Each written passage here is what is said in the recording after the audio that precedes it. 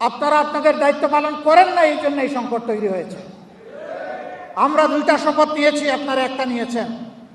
আপনাদের দায়িত্ব ছিল সংস্কার পরিষদের সভা আহ্বান করার জন্য দায়িত্বশীল ব্যক্তিকে লিখিত অনুরোধ জানানো।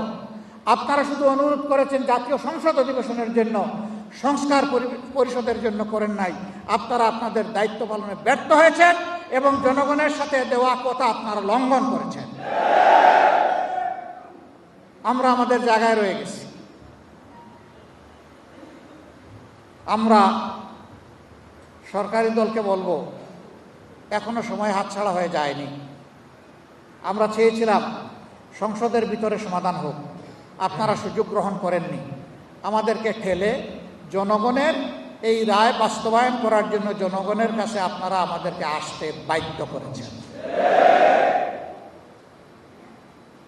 যেই জনগণ খালি হাতে সশস্ত্র দুর্বৃত্তদেরকে মোকাবেলা করে 5 আগস্ট পরিবর্তন এনেছিল, সেই জনগণের মৃত্যু হয় না।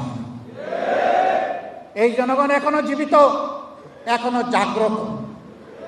বিশেষ করে আমাদের যুব সমাজ, যাদের নেতৃত্বে শেষমেশ ফ্যাসিস্টরা পালাতে বাধ্য হয়েছে।